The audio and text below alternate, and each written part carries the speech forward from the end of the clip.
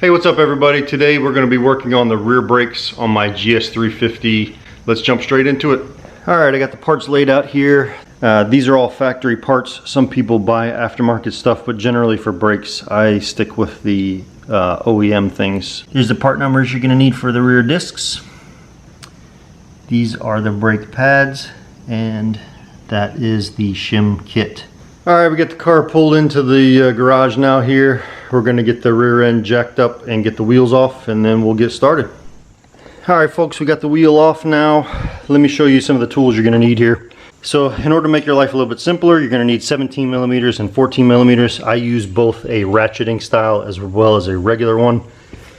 A dead blow hammer, a little fancy tool that helps you push the pistons back in. You could just use some channel locks if you want to.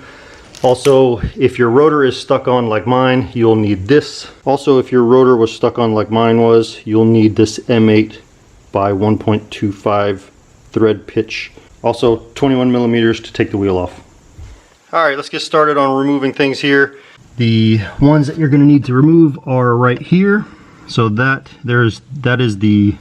here is the upper, that's a 17 millimeter.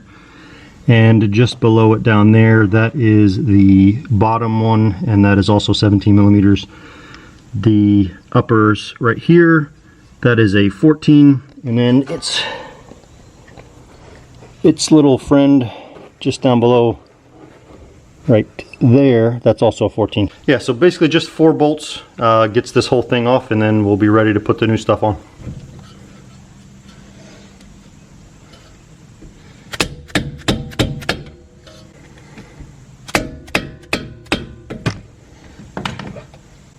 Alright, this is 17. This is for the bolt that holds the caliper to the hub.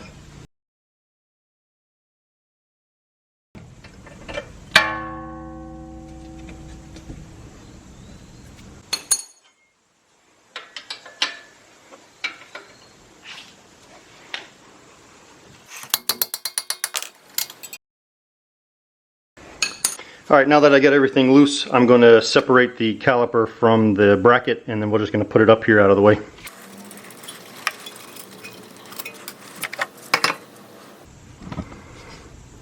You can just lay it up here like this, that way it's not drooping and putting any pressure on the brake line. Alright, next step is we're going to remove the bracket from the hub.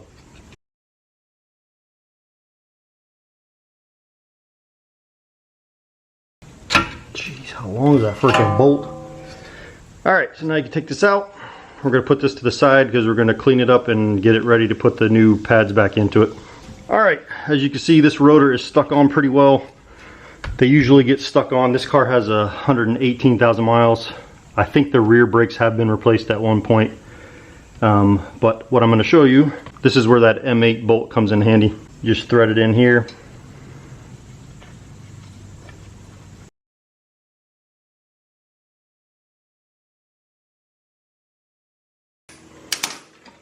There you go, pops it free every time. Alright, we're going to get our new rotor out now here.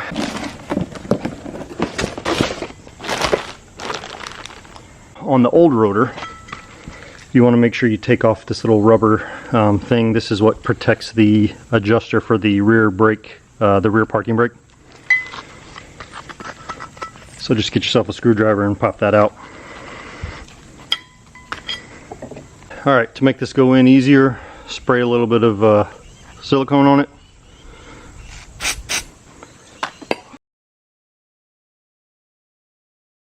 And then just stick it down in there. Just like that. Alright, now we're going to clean off the new rotor with brake clean.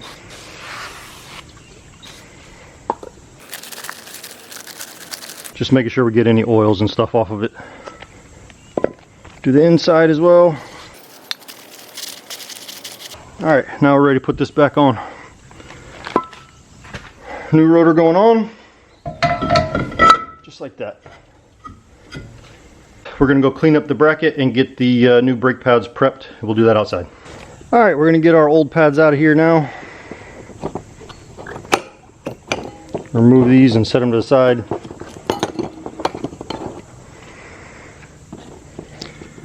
And you can see these are pretty well worn down. Just throw these away in your old bag. Use your old wire brush here and just kind of clean the contact points. The areas here, these are pretty dirty, so we're just going to run the brush down inside and clean them up, and you'll see what it looks like here.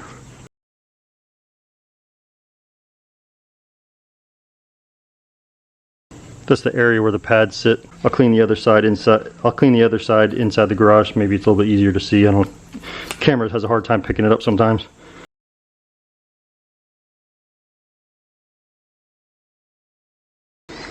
Yeah, so anyway, basically we're just cleaning the brake dust off of these contact areas where the brake pad is going to slide. It's also a good idea to check these slide pins, make sure they're not seized at all. These are the pins that slide back and forth. Also make sure that the boots aren't torn. So you just give them a little push to make sure that they slide okay, nice and easy. In and out like that. These ones are still fine. Alright, so we're going to put this to the side now, and we're going to start setting these pads up. This is, I usually go a little overkill with the anti-seize in order to try to keep these things from squealing. But that's just how I do it. There are 3 pieces to the shim kit for this rear brakes. This is the inner shim, this is an outer shim, and then you also have this clip right here that is the brake indicator, so it will actually hit. So this little piece will dig into the rotor when it's getting too low and it'll grind and make noise, so that's what that's for. So you have brake pad, then you're going to have the dark inner shim, then you're going to have the metallic outer shim. Make sure that you see this little clip here. This clip is facing up or out away from the brake rotor. And then you've got this one with the metal clip facing down towards the rotor, so they go on like this and then onto the pad.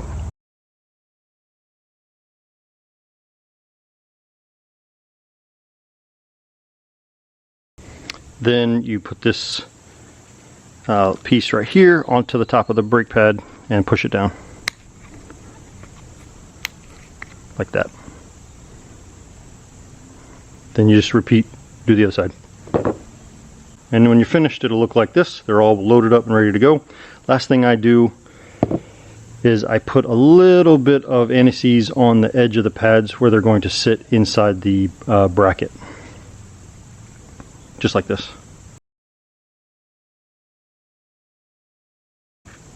All right, now we're going to load up the bracket,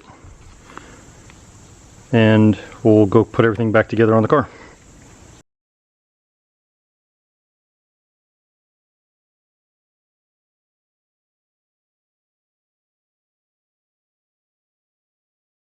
Alright, so now we got everything set, preloaded.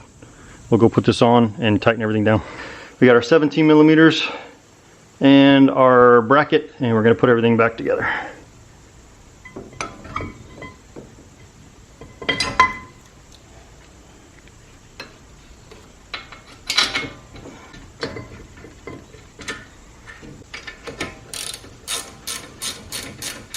Alright, now I got our bracket on. Push these pads together so that they're seated. Now in order to push this piston back in, I've got this little tool. I'll put a link down in the description. This thing's really handy. You essentially just stick it down in here like this. It gets stuck down in the caliper, and then you start to wind it, and it pushes that piston back in. Alright folks, also whenever you're changing brakes, make sure you check your reservoir, because pushing pistons back in, you don't want to overflow this thing. So it's always a good idea to check your brake reservoir fluid when you push the pistons back in to make sure this doesn't flow everywhere.